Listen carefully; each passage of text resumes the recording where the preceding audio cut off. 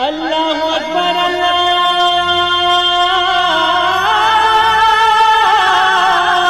اکبر۔ السلام علیکم ورحمۃ اللہ وبرکاتہ۔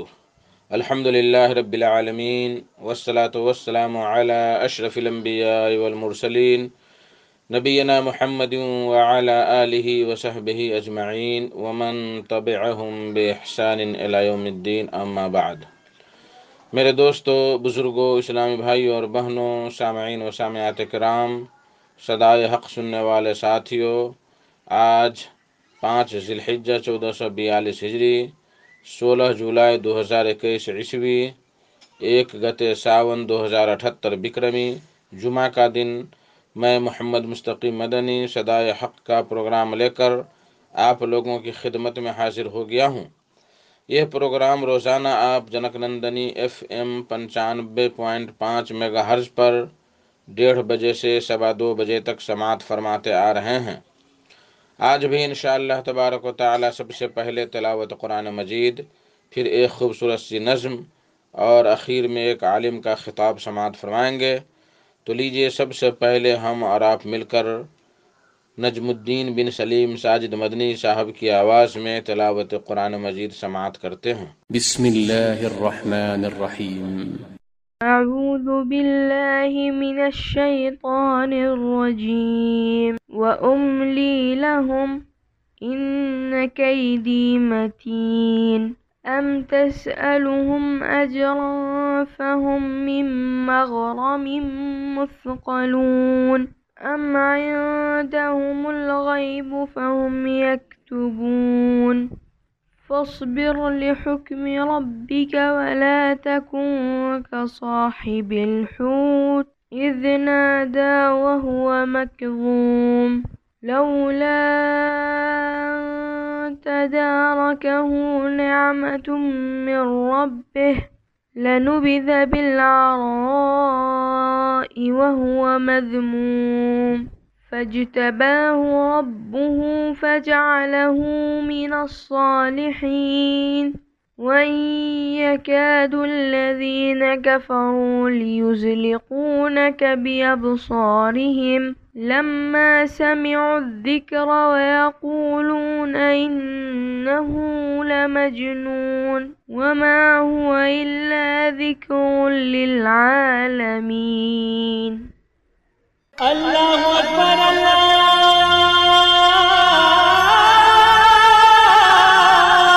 اکبر۔ بعدہ ایک خوبصورت سی نظم، کلام انصر نیپالی کا، آواز بھی انہی کی، بول ہے: پڑھو درس براہیمی زمانے کی ضرورت ہے، پڑھو درس براہیمی زمانے کی ضرورت ہے، خلیل اللہ کی عظمت بتانے کی ضرورت ہے۔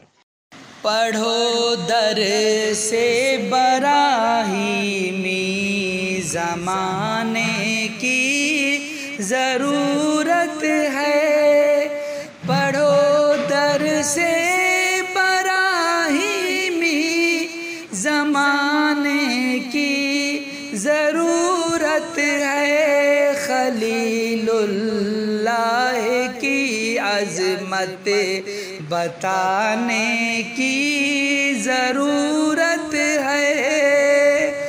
اٹھا ہے شعلہ نمرود ہر سو پوری دنیا میں، اٹھا ہے شعلہ نمرود ہر سو پوری دنیا میں، جوانوں عزم کامل سے بجھانے کی ضرورت ہے، پڑھو درس براہیمی۔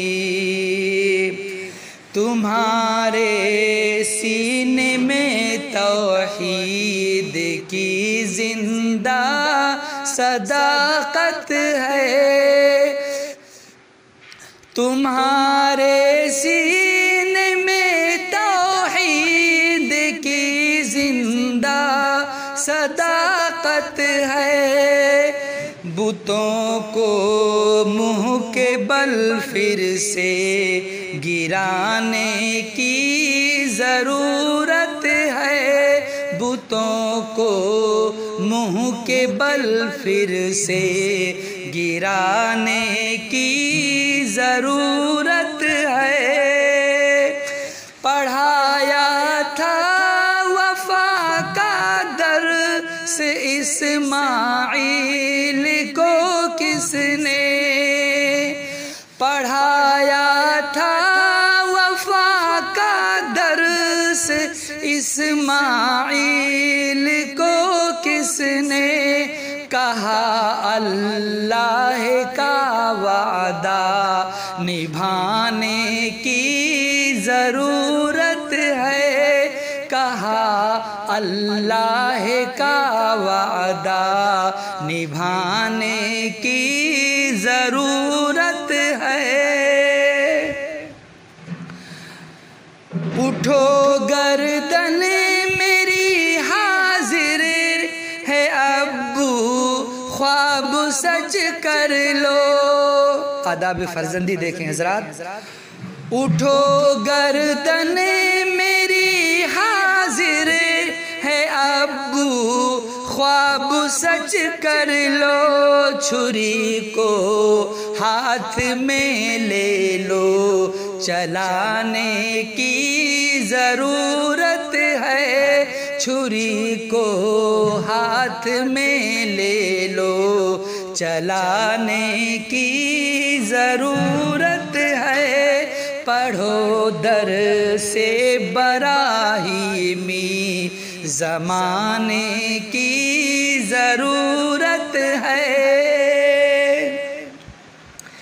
جوانوں آگ سے اولاد سے گر آزمائش ہو، جوانوں آگ سے اولاد سے گر آزمائش ہو، خودی فولاد کی صورت بنانے کی ضرورت ہے، خودی فولاد کی صورت بنانے کی ضرورت ہے۔ مسلمانوں تمہارے باپ کی سنت ہے قربانی، مسلمانوں تمہارے باپ کی سنت ہے قربانی، یعنی حضرت ابراہیم علیہ السلام کی عقیدت سے عظیمت سے منانے کی ضرورت ہے، عقیدت سے عظیمت سے منانے کی ضرورت ہے۔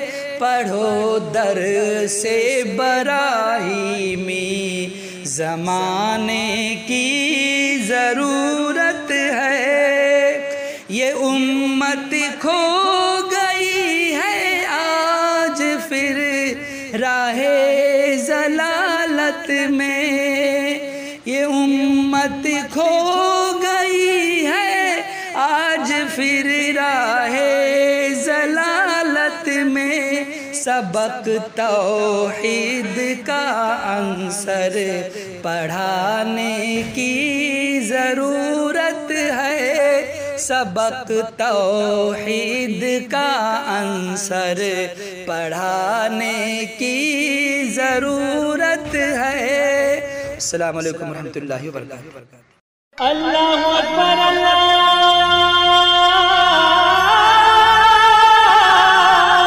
اکبر۔ میرے محترم ساتھیوں بزرگوں، آج کا خطاب ہے فضیلت الشیخ ڈاکٹر فہد الاسلام اسالفی صاحب کا، جو پٹنہ بہار میں اپنا کلینک چلاتے ہیں، اور ماشاءاللہ ہر جمعہ کو وہ اپنا خطاب بھیجتے ہیں تاکہ لوگوں کو اس سے فائدہ حاصل ہو سکے۔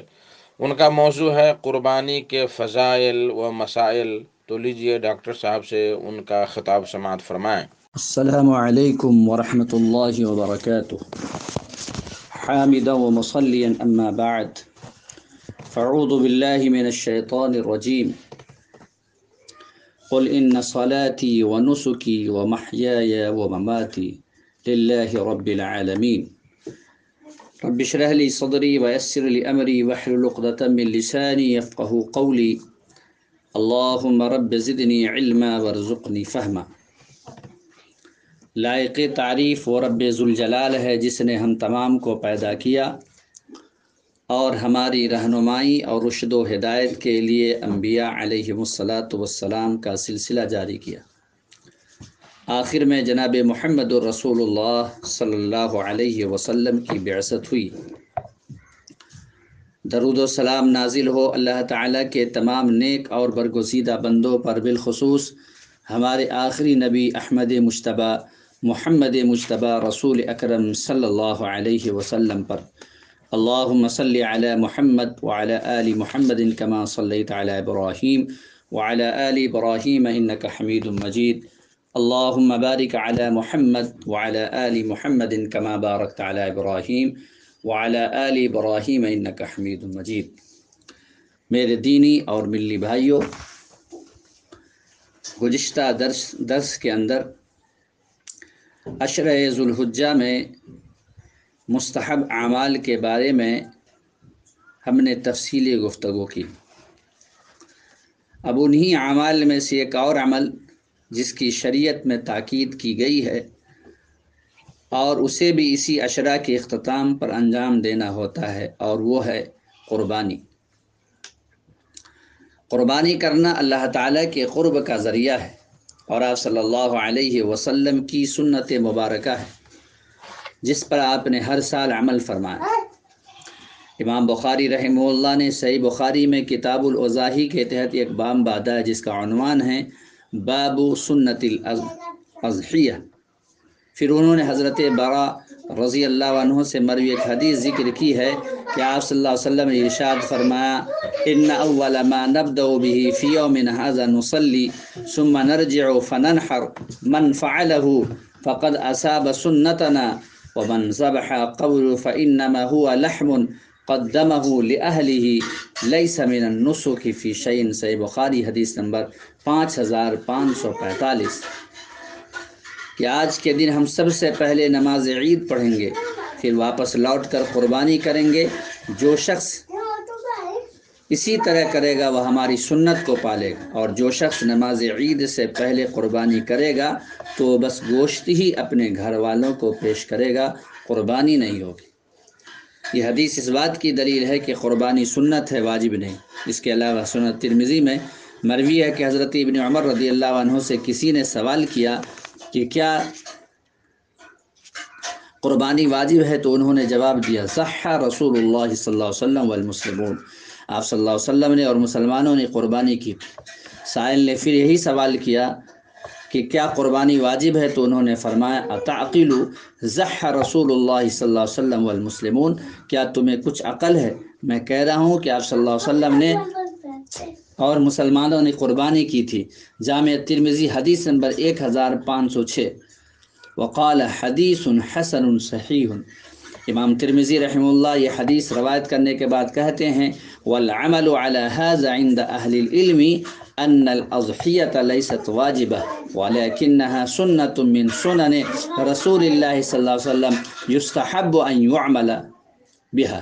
اسی حدیث کی بنا پر اہل علم کے نزدیک قربانی واجب نہیں بلکہ آپ صلی اللہ علیہ وسلم کی سنتوں میں سے ایک سنت ہے جس پر عمل کرنا مستحب ہے۔ اسی طرح حضرت ابن عمر رضی اللہ عنہ فرماتے ہیں کہ اقام رسول اللہ صلی اللہ علیہ وسلم بالمدینہ 10 سنین یضحی کل سنۃ، جامع ترمذی حدیث نمبر 1507۔ وقال حدیث حسن، آپ صلی اللہ علیہ وسلم مدینہ میں 10 سال مقیم رہے، اس دوران آپ ہر سال قربانی کرتے رہے۔ ان دونوں احادیث سے ثابت ہوا کہ قربانی واجب نہیں، تاہم جو شخص اس کی استطاعت رکھتا ہو وہ قربانی ضرور کرے، کیونکہ آپ صلی اللہ علیہ وسلم کا ارشاد گرامی ہے من وجد سعۃ لأن یضحی فلم یضحی فلا یحضر مصلانا، رواہ الحاکم وحسن والالبانی فی صحیح الترغیب والترہیب۔ حدیث نمبر 1087 کہ جو شخص استطاعت کے باوجود قربانی نہیں کرتا وہ ہماری عیدگاہ میں نہ آئے۔ اسی طرح آپ صلی اللہ علیہ وسلم نے عرفات میں ارشاد فرمایا تھا، یا ایھا الناس ان علی کل اہل بیت فی کل عام اضحیہ، کہ اے لوگو بے شک ہر گھر والوں پر ہر سال ایک قربانی ضروری ہے۔ سنن ابی داؤد حدیث نمبر 2788، جامع ترمذی حدیث نمبر 1518، ابن ماجہ حدیث نمبر 3125، علامہ البانی رحمہ اللہ نے صحیح قرار دیے۔ لہٰذا اگر استطاعت ہو تو قربانی نہیں چھوڑنی چاہیے۔ بعض لوگوں کا اعتقاد ہے کہ قربانی صرف حجاج کے لیے ہے، باقی لوگوں کے لیے نہیں ہے، جبکہ ہم نے حضرت ابن عمر رضی اللہ عنہ کا جو قول بھی ذکر کیا ہے کہ آپ صلی اللہ علیہ وسلم مدینہ منورہ میں 10 سال مقیم رہے اور ہر سال قربانی کرتے رہے، تو اس بات کی دلیل ہے کہ قربانی صرف حجاج ہی کے لیے نہیں بلکہ تمام مسلمانوں کے لیے ہے۔ حجاج تو حج کے واجبات ادا کرنے لیے قربانی کرتے ہیں اور سنت ابراہیمی کو زندہ کرتے ہیں، جبکہ دیگر مسلمان پیارے نبی حضرت محمد صلی اللہ علیہ وسلم کے طریقے پر عمل کرتے ہوئے اللہ کا تقرب حاصل کرنے کی سعادت حاصل کرتے ہیں۔ اسی طرح حضرت انس بن مالک رضی اللہ عنہ بیان کرتے ہیں کہ کان النبی صلی اللہ علیہ وسلم یضحی بکبشین وانا اضحی بکبشین، یعنی آپ صلی اللہ علیہ وسلم 2 میڑھوں کے ساتھ قربانی کیا کرتے تھے اور میں بھی اسی طرح 2 میڑھے ہی قربان کرتا ہوں۔ صحیح بخاری حدیث نمبر 5553۔ ظاہر ہے کہ حضرت انس رضی اللہ عنہ آپ صلی اللہ علیہ وسلم کا جو عمل روایت کر رہے ہیں کہ آپ 2 میڑھوں کے ساتھ قربانی کرتے تھے، تو یہ عمل مدینہ منورہ میں تھا، کیونکہ حج تو آپ صلی اللہ علیہ وسلم نے ایک ہی مرتبہ کیا تھا اور اس میں آپ نے 100 اونٹ قربان کیے تھے، بلکہ سنن ابی داؤد میں اسی حدیث کے الفاظ میں بالمدینہ کی صراحت موجود ہے، جو اس بات کا ثبوت ہے کہ آپ صلی اللہ علیہ وسلم حج کے علاوہ بھی قربانی کرتے تھے۔ سنن ابی داؤد حدیث نمبر 2793۔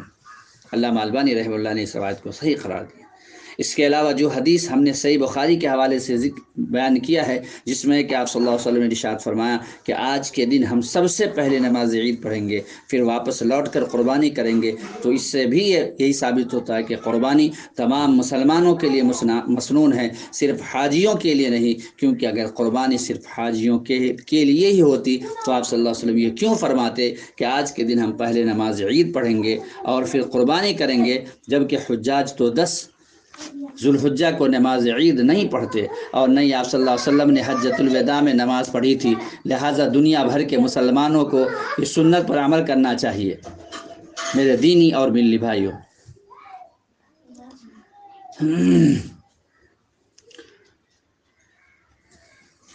قربانی کے اہم مسائل ایسے ہیں جنہیں عید سے پہلے جاننا ضروری ہے، اور وہ یہ ہیں: نمبر 1 کہ جو شخص قربانی کرنا چاہتا ہو اسے چاہیے کہ وہ ذوالحجہ کا چاند طلوع ہونے کے بعد حجامت نہ بنوائے اور ناخن وغیرہ نہ تراشے۔ حضرت ام سلمہ رضی اللہ عنہا بیان کرتی ہیں کہ آپ صلی اللہ علیہ وسلم نے ارشاد فرمایا، من رأى ہلال ذی الحجہ واراد ان یضحی فلا یأخذ من شعرہ ولا من اظفارہ، کہ جو شخص قربانی کا ارادہ رکھتا ہو وہ ذوالحجہ کا چاند دیکھنے کے بعد حجامت نہ بنوائے اور نہ ہی اپنے ناخن تراشے۔ صحیح مسلم حدیث نمبر 1977۔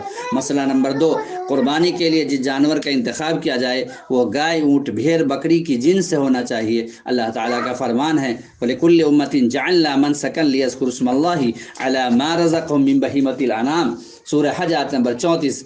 اور ہر امت کے لیے ہم نے قربانی کے طریقے مقرر کیے ہیں تاکہ ان چوپائے جانوروں پر اللہ کا نام لیں، یعنی ذبح کریں جو اللہ نے انہیں دے رکھے ہیں۔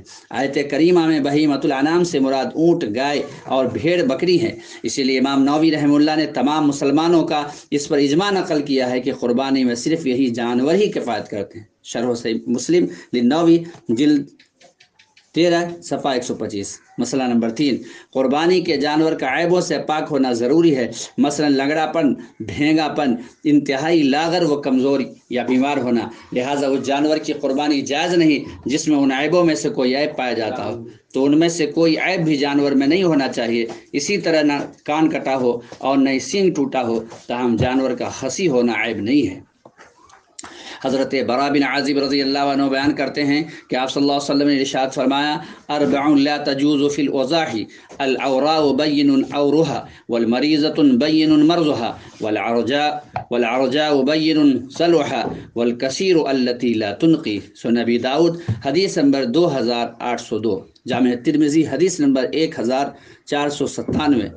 علامہ البانی رحمہ اللہ نے اس کو صحیح قرار دیے ہیں کہ قربانیوں میں 4 قسم کے جانور جائز نہیں، وہ جانور جو بھینگا ہو اور اس کا بھینگاپن بالکل واضح ہو، وہ جانور جو مریض ہو اور اس کی بیماری بالکل عیاں ہو، وہ جانور جو لنگڑا ہو اور اس کا لنگڑا پن بالکل نمایاں ہو، اور وہ انتہائی کمزور وہ لاغر جانور جس کی ہڈیوں میں گودا نہ ہو۔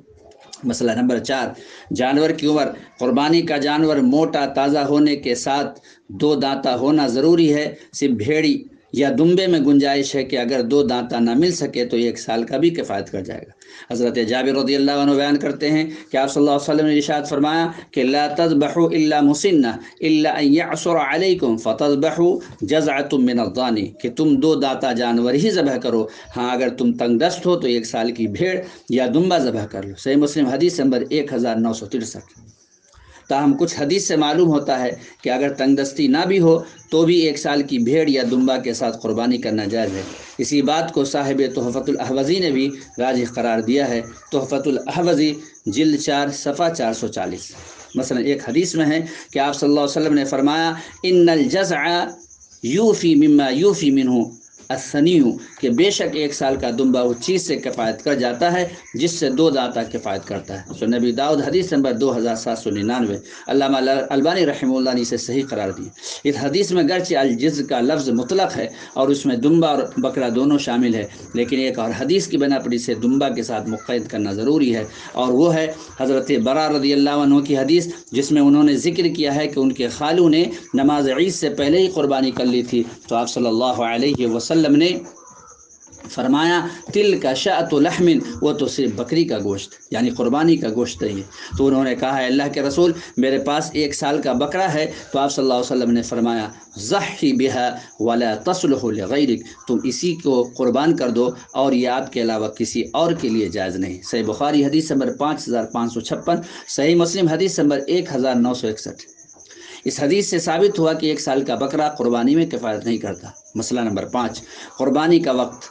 قربانی کا وقت عید الاضحیٰ کی نماز کے بعد ہے، لہٰذا نماز عید پڑھنے سے پہلے قربانی نہیں کرنی چاہیے۔ حضرت جندب بن سفیان رضی اللہ عنہ بیان کرتے ہیں کہ میں قربانی کے موقع پر آپ صلی اللہ علیہ وسلم کے ساتھ تھا، ابھی آپ نماز عید سے فارغ ہی ہوئے تھے کہ آپ نے ان جانوروں کا گوشت دیکھا جنہیں آپ صلی اللہ علیہ وسلم کے نماز سے فارغ ہونے سے پہلے ہی قربان کر دیا گیا تھا۔ تو آپ صلی اللہ علیہ وسلم نے فرمایا من کان ذبح اضحیتہ قبل ان یصلی اور نصلی فلیذبح مکانہ اخری ومن کان لم یذبح فلیذبح بسم اللہ۔ صحیح بخاری حدیث نمبر 985، صحیح مسلم حدیث نمبر 1960۔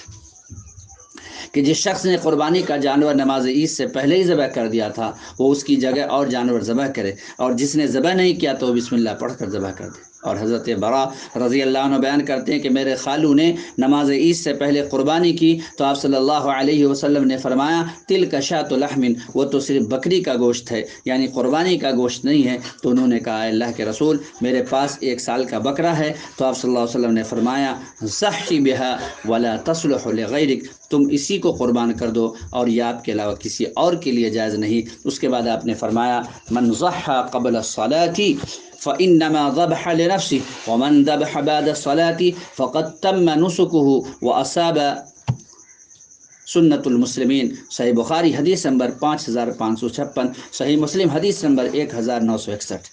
کہ جو شخص نماز عید سے پہلے قربانی کرتا ہے تو اپنے لیے جانور ذبح کرتا ہے، اور جو شخص نماز عید کے بعد قربانی کرتا ہے تو اس کی قربانی مکمل ہو گئی اور اس نے مسلمانوں کی سنت کو پا لیا۔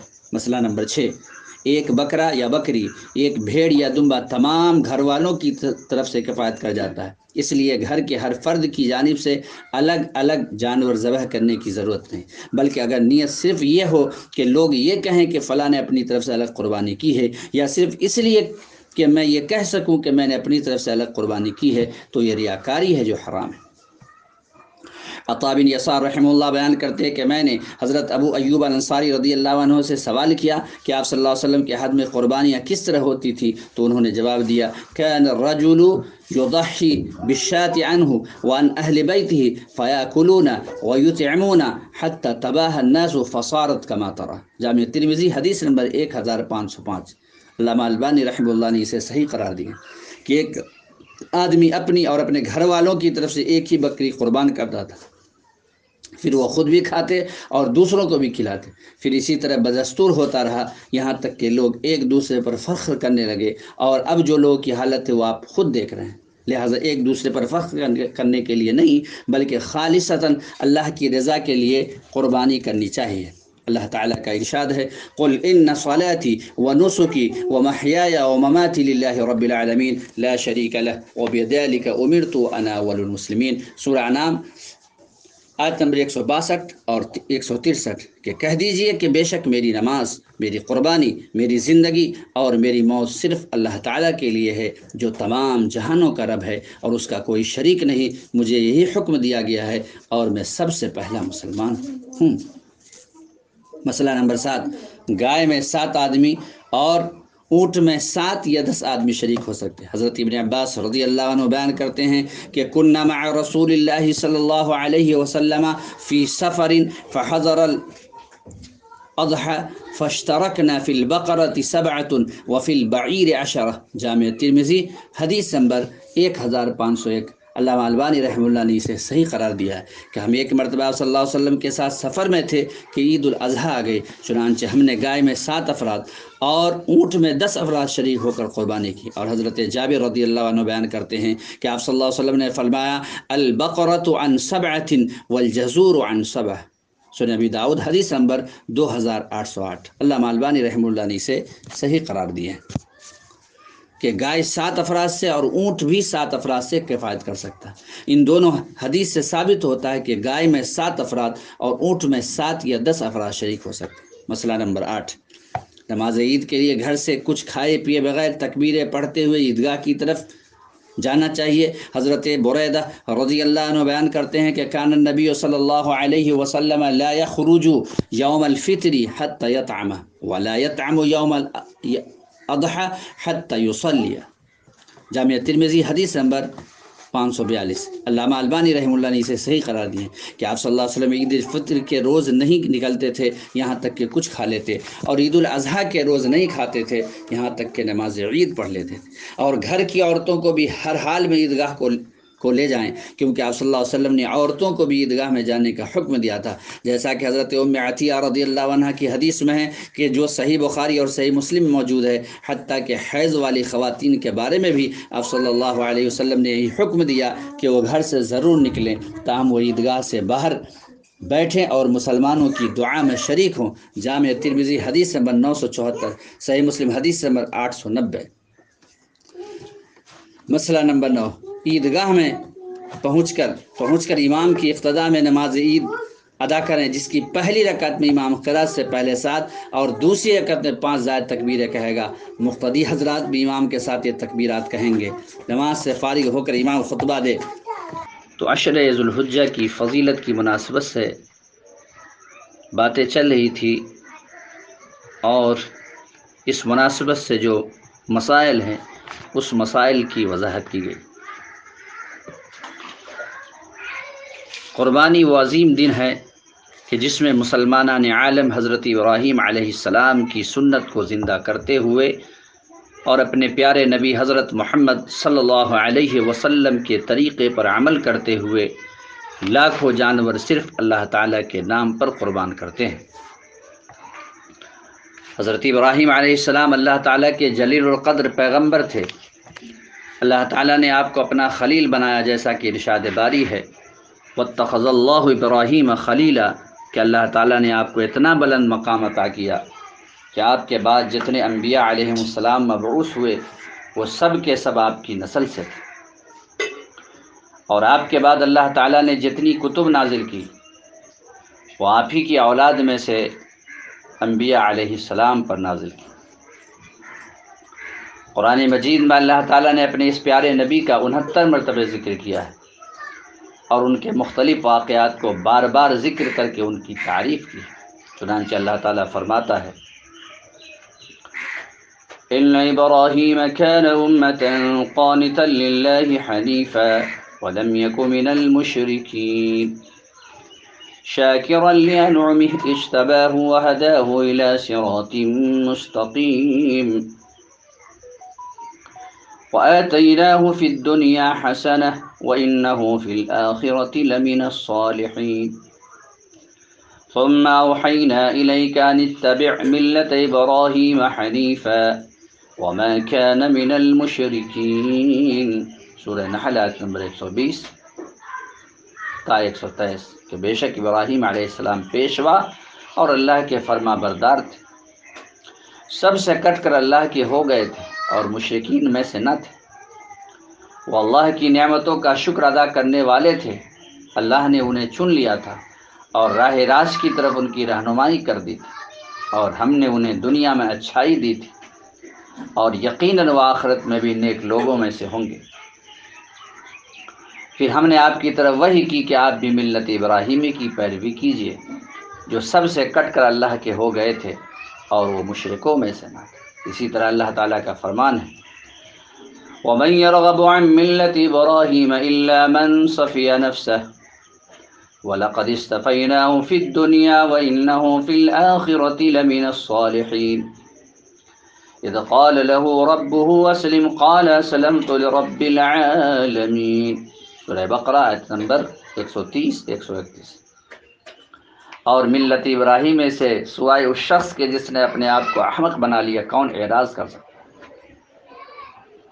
ہم نے یقینی طور پر انہیں دنیا میں چن لیا تھا اور وہ آخرت میں بھی نیک لوگوں میں سے ہوں گے۔ یاد کرو جب ابراہیم علیہ السلام اس کے رب نے کہا تو اپنے رب کا اطاعت گزار بندہ بن جا، تو اس نے کہا میں رب العالمین کا اطاعت گزار بندہ بن گیا۔ اسی طرح اللہ تعالیٰ فرماتا ہے ما كان إبراهيم يهوديا ولا نصرانيا ولكن كان حنيفا مسلما وما كان من المشركين۔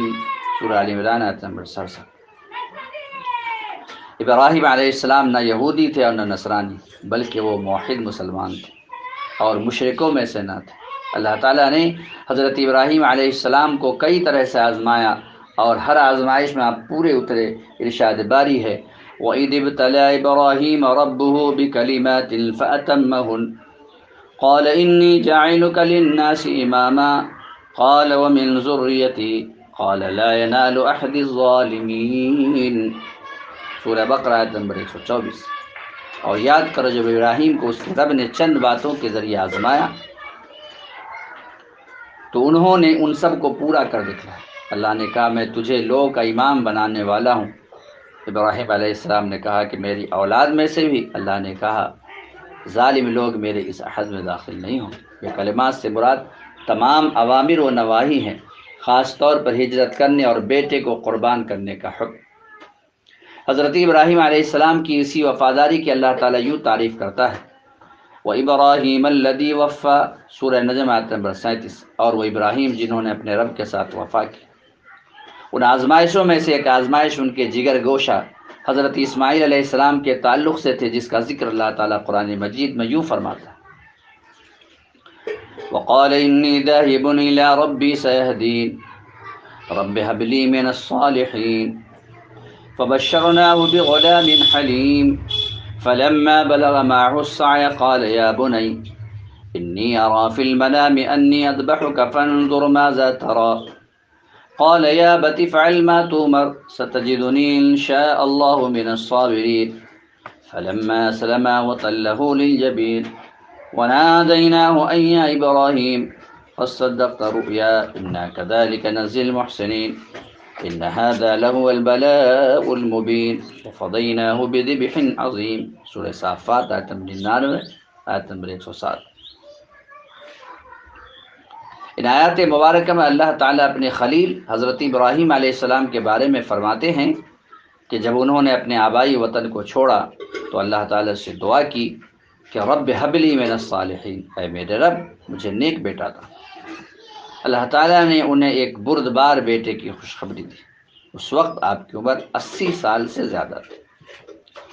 جب اللہ تعالیٰ نے آپ کو حضرت ہاجرہ کے بدن سے ایک بیٹا عطا کیا اور انہوں نے اس کا نام اسماعیل رکھا، اس بیٹے کے تعلق سے اللہ تعالیٰ نے حضرت ابراہیم علیہ السلام کی پہلی آزمائش یہ کی کہ انہیں حکم دیا کہ اسے اور اس کی والدہ کو بے آب و گیاہ وادی میں چھوڑ آئیں، جہاں نہ کوئی انسانی آباد تھا اور نہ کوئی پھلدار درخت اگتا تھا اور نہ وہاں پانی کا وجود تھا۔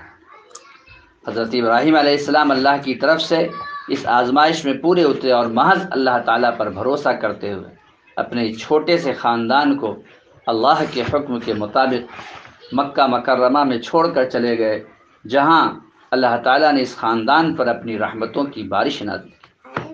حضرت ابن عباس رضی اللہ عنہ کا بیان ہے کہ عورتوں میں سب سے پہلے حضرت حاجرہ نے کمر پٹا باندھا تاکہ حضرت سارہ ان کا سراغ تک نہ پائیں۔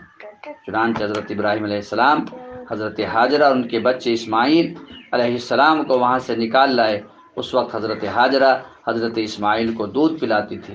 حضرت ابراہیم علیہ السلام نے انہیں بیت اللہ کے پاس مسجد الحرام کی بلند جانب جہاں آب زمزم ہے ایک بڑے درخت تلے بیٹھا دیا۔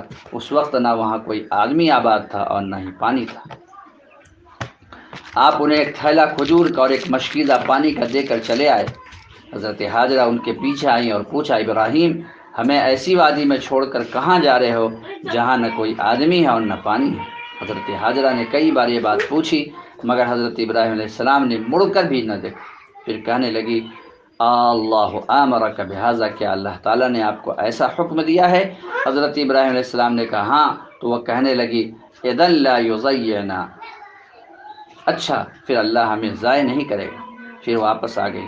حضرت ابراہیم علیہ السلام وہاں سے چل کر جب ایک ٹیلے پر پہنچے جہاں سے انہیں دیکھ سکتے تھے، انہوں نے بیت اللہ کی طرف منہ کر کے اپنے ہاتھ اٹھا کر ان کلمات کے ساتھ دعا کی، ربنا انی اسکنت من ذریتی بواد غیر ذی زرع عند بیتک المحرم۔ حضرت حاجرہ حضرت اسماعیل کو اپنا دودھ اور یہ پانی پلاتی رہی حتیٰ کہ پانی ختم ہو گیا تو وہ خود بھی پیاسی اور بچہ بھی پیاسا ہو گیا۔ بچے کو دیکھا کہ وہ پیاس کے مارے تڑپ رہا ہے، آپ سے اس کی یہ حالت دیکھی نہ گئی اور آپ چل دی۔ دیکھا کہ صفا پہاڑی ہی آپ کے قریب ہے، اس پر چڑھی، پھر وادی کی طرف آ گئی۔ وہ دیکھ رہی تھی کہ کوئی آدمی نظر آئے مگر کوئی نظر نہ آیا۔ آپ صفا سے اتر آئیں حتیٰ کہ وادی میں پہنچ گئی، اپنی قمیص کا دامن اٹھایا اور ایک مصیبت زدہ آدمی کی طرح دوڑنے لگی، یہاں تک کہ وادی طے کر لی اور مروہ پہاڑی پر آ گئی۔ اور مروہ پر کھڑے ہو کر دیکھا کہ کوئی آدمی نظر آتا ہے مگر انہیں کوئی نظر نہ آیا۔ اسی کیفیت میں انہوں نے 7 چکر لگائے۔ آپ صلی اللہ علیہ وسلم نے فرمایا، فذلک سعی الناس بینہما، اس وقت سے ہی لوگوں نے صفا مروہ کا طواف شروع کیا۔ اور جب وہ 7ویں چکر میں مروہ پر چڑھی تو ایک آواز سنی۔ انہوں نے اپنے آپ سے کہا، خاموش رہو، بات سنو۔ پھر کان لگایا تو ہی آواز سنی۔ کہنے لگی، میں نے تیری آواز سنی، کیا تو کچھ ہماری مدد کر سکتا ہے؟ آپ نے اسی وقت زمزم کے مقام پر ایک فرشتہ دیکھا جس نے اپنی ایڑی یا اپنا پر زمین پر مار کر اسے کھود ڈالا تو پانی نکلا۔ حضرت حاجرہ اسے حوض کی طرح بنانے لگی اور اپنے ہاتھ سے منڈیر باندھنے لگی اور چلوں سے پانی اپنے اپنے مشکیزے میں بھرنے لگی۔ جب وہ چلو سے پانی لیتی تو اس کے بعد جوش سے پانی نکل آتا۔ آپ صلی اللہ علیہ وسلم نے فرمایا، یرحم اللہ ام اسماعیل لو ترکت زمزم او قال لو لم تغرف من الماء لكانت زمزم عینا معینا۔ اے اللہ، ام اسماعیل پر رحم فرما، اگر وہ زمزم کو اپنے حال پر چھوڑ دیتی یا فرمائے اس سے چلو پانی نہ لیتی تو زمزم ایک بہتا ہوا چشمہ بن گیا۔ چنانچہ حضرت حاجرہ نے پانی پیا اور اپنے بچے کو دودھ پلایا۔